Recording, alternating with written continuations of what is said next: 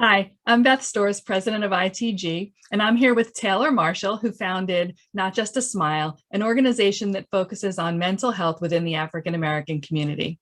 Taylor, we're so happy to have you here with us today. And I just want to have you say in your own words what your organization is all about. Yeah, so like you said, Not Just a Smile Incorporated is a mental health organization.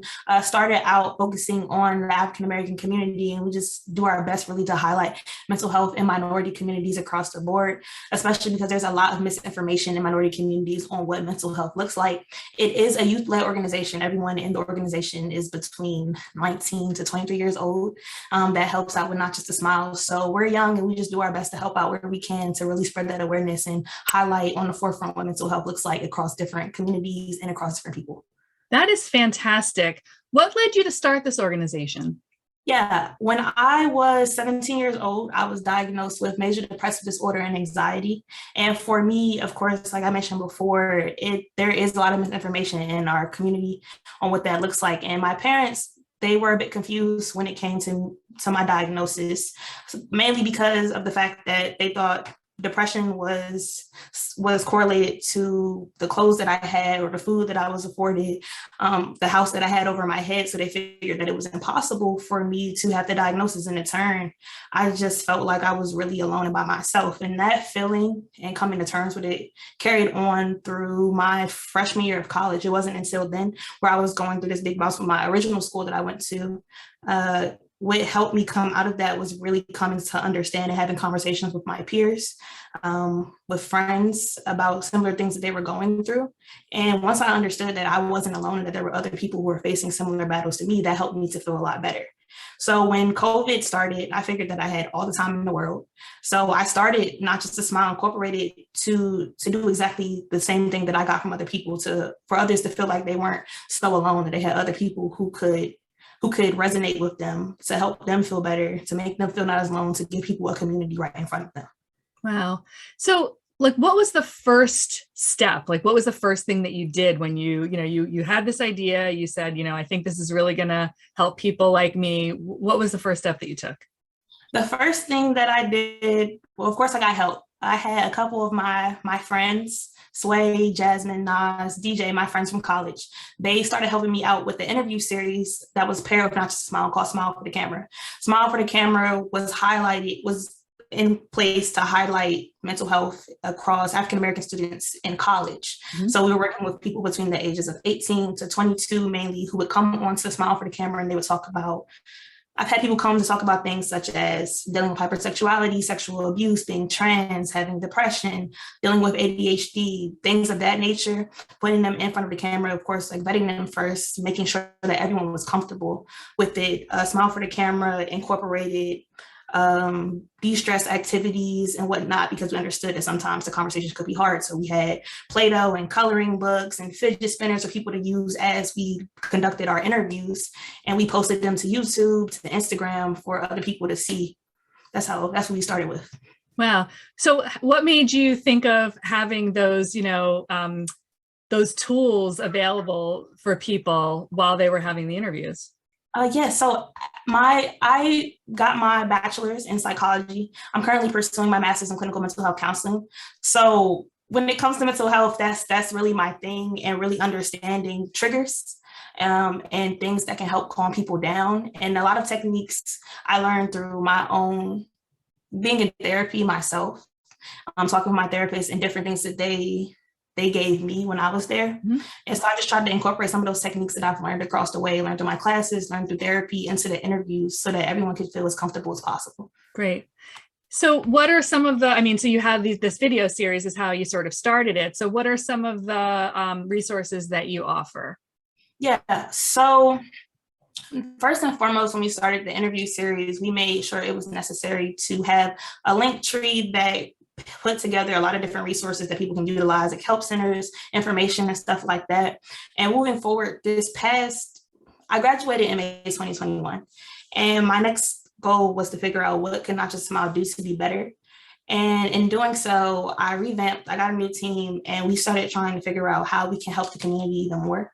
So the first project that we ever took part in was raising money to help support the protesters at Howard University during the Blackburn protests. I had some of my friends at home. I'm from PG County, Maryland. So I had some of my friends from home take the items that we raised the money. I think we raised maybe like $900, $1,000. And I sent the money to my friends, and they went to the stores and picked up things like hats, gloves, blankets, hand warmers, socks for the protesters because they were outside a lot and it was really cold. Then I think the next thing we did was something called Project Purple, where we did this donation drive on the campus of North Carolina A&T to support victims of domestic violence. The next thing we did after that, I wanted to go big. I wanted to figure out what were the staple projects for Not Just a Smile. So we partnered with Awakening Center. It's a minority-owned therapy practice over in Greensboro, North Carolina. And they agreed to match donations with us for whatever we raised. So I think we raised about $1,500, which matched it to be $3,000. And that funding was used to cover the cost of therapy for some minorities. And that was a really big project for us. So moving forward, we're trying to keep doing that. And I think the very last project that we've done was called, we created a day party in Greensboro. It's called For the People, by the People. We partnered with Greek letter organizations to put on this really big event to in turn raise money to put together mental health kits for children in Title I schools. Mm-hmm. And so those are Not Just a Smile mental health kits. So those and the therapy fund are two things that we're really trying to make staple projects and keep pushing those forward. Fantastic. And like, do you see, are there certain areas within mental health that you think people come to your organization more for? Like, is there an area that just is really has a great need? I think the biggest thing that I've always seen is, well, everyone experiences trauma in some way, shape, or form. And I think that having Not Just a Smile and doing these interviews and talking to people has really afforded me the ability to see the different types of trauma and how it affects everyone. And so though two people could go through the exact same thing and it could affect them in two completely different ways. And so just really understand, I think one thing has been really dealing with trauma and understanding how that influences people. It's a lot of people that I know that I've come across due to their trauma, they deal with depression and anxiety. Like, those are two very big things that I see on day in and day out. Yeah. Okay. Yeah. I mean, I think in trauma, even just the definition, there's so many different kinds of trauma, and the way people experience trauma is just, so wildly different. What would you say? So you've done a lot here in a very short period of time. It's very impressive. Your ability to, get people involved, get partners to help you out. What would you say is like one of the biggest joys that you've had throughout this journey? The biggest thing for me has been hearing how many people love Not Just a Smile. It's so easy for me sometimes. I know that I'm doing good things, but sometimes I'll feel like I'm not doing enough. Like, I'll feel like, oh, maybe we don't have the proper funding. We don't have enough funding. I could do more. And I forget to think about all of the good things that I actually am doing. And so it always makes me feel better when I hear people talking, saying, oh, I really love this event, or I really want to be a part of Not Just a Smile, or you guys really make me feel like I'm heard. Like, hearing all of that positive feedback from people is the thing that brings me the most joy. Everything about Not Just a Smile and just how I live day in and day out, I've always been dedicated to helping people, and not for my own personal gain, just because I understand there's service that needs to be done. So being able to serve people and knowing that it's really helping them and that they love it, that just makes me feel great. That's so fantastic. Do you have people who have come to your organization for help and then later wind up participating in other ways? Yes. I think I've had people who have come and did the interview series because they wanted to tell their stories and they wanted other people to hear their stories. And then in turn, they turned around, and now I have people who are a part of my board who are here, who were someone who I just met for an interview series, and now I talk to them all the time, and they help me push the mission forward. That's fantastic. So lots of really great stuff. I'm sure that there are also some challenges that you faced from the beginning, or in the middle, or even up until now. Like what's kind of one or two challenges that you really feel like you're facing in this experience? Yeah. So I know one thing for sure, just in the startup of Not Just a Smile to now, has always it started with funding. A lot of the conception of Not Just a Smile, as I guess with anyone starting anything, a lot of money has to come out of your pocket, and that's kind of what it always is. And I never look for anything in return from Not Just a Smile. All of the money that I expel, it never really comes back to me. And so really trying to find ways to raise money where I'm not having to reach into my own in order to push the mission forward. Sometimes it can be difficult, especially just because just like every time we do something, I'm always like, well, maybe we can have a little more money. And then I want to go and put more money back into it myself. And so really just trying to find more resources, more people who are really dedicated to the cause and who really want to donate to Not Just a Smile or support the mission in any way, shape, or form. Is sometimes it can be difficult, especially because there's oftentimes sometimes people they're like promises sometimes can be empty, or like they might want to, but they might not have the ability to. So just finding new ways to fundraise always, and it being engaging as opposed to just asking for money. I feel like people are more inclined to donate when it's fun, when it's engaging. That's why we did things like that day party that we threw and that gained so much traction. So just finding new creative ways to really raise that money for one. And then number two, as always, it's a continuous process of having to educate ourselves. New studies come day in and day out. The way things affect people is changes all the time. And so really just keeping up with what else we can do to help people more effectively. That is always one too. It's a challenge. We do our best. We do what we can, but it definitely just staying on top of trends and staying on top of what people really need is always one. Right. You talked about, resources in terms of time and money. So, what can kind of the average person do to help out? If somebody's listening to this and they say, I really want to get involved, what can they do? Yeah, well, if anyone wants to get involved with Not Just a Smile, I think the first thing that's always important is really educating yourself on what it is that we do. We have our main places that we have information on is our Instagram page and our website. Our Instagram is at Not Just a Smile. Our website is notjustasmile.com. Everything that we have is Not Just a Smile. It's same for the email. We just want educating yourself on our mission. I would never want anyone to kind of just send money just because. I want them to really be passionate about what it is that we do and really wanting to help us succeed in that way. And just really keeping up with what we do. We're always open to accepting funding to like our PayPal and our Cash App so that people can help us out. But we do also have specific fundraisers that come every now and again to help support the community. So even if it's not somebody just donating themselves, but blasting our missions that we put up, that also helps, because the more exposure that we have, the more people are inclined to see what Not Just a Smile does, which might mean the more they are inclined to give back to us.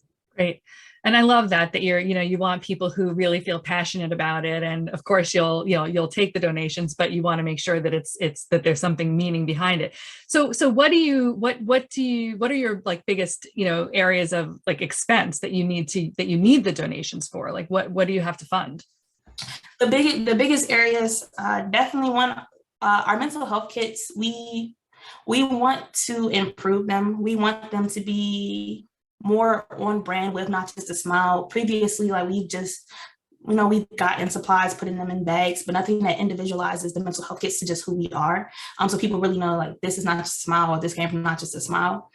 So we want to be able to work on packaging for that and being able to like order in big supply and bulk buying materials so that we always have them on hand, as opposed to us, like kind of getting the money and then having to go scramble to get things. If we can do things in bulk, then that's really our next mission. So that way we always have these things, which makes it easier for us to reach out to different schools to give those kits back to children. Because we go from like all children, we work with elementary, middle, and high school, and providing education for them. So we want to be able to have those supplies on hand, and just continuing to partner with therapy practices to cover the cost of therapy. Okay. By no means do we expect to get funding and just expel all of it at once. Like, I want to make sure that we always put money back to fundraising, so anything we get, we can always get more. Mm-hmm. We definitely want to be able to fund those projects, because we've gotten to see firsthand how much that really helps people. Like, I recall after we donated to Hope Academy in Greensboro, I recall one of my members, they saw on somebody's Instagram story, some kids just writing in their journals, writing affirmations in their journals. Like, being able to see stuff like that and being able to have the supplies to keep pushing that forward, that's really important. And so is that part of the mental health kit? Like some journals? What else is in the mental health kit? Yeah, like journals, fidget cubes, like coloring books, depending on the age, is probably more things like smell goods, just different things that work with different senses. People fidget a lot. Some people need to color, maybe like headphones, stuff like that. We put inside of the mental health kits. That's great. And so, without obviously naming names or anything like that, can you give me an example of just a time that you feel like your organization really helped somebody and you could kind of tangibly feel it? Yeah, there was an interview that I did for Smile for Camera with a young lady who went to UNCG, and me and her, I was interviewing her on camera, and I remember there was just this moment where she started crying. And we had paused the camera for a moment, and she was just telling me that, this was the first time that she has ever openly talked about like the hypersexuality that she's experienced as a result of being sexually abused, and like how she was just so grateful for that, and like how much it really helped her to be able to finally say those words. Mm-hmm. That was a really emotional moment, and that really pushed me to want to keep going, like to see that I had the ability to give someone that space and that they felt open enough to do that in front of me. Wow.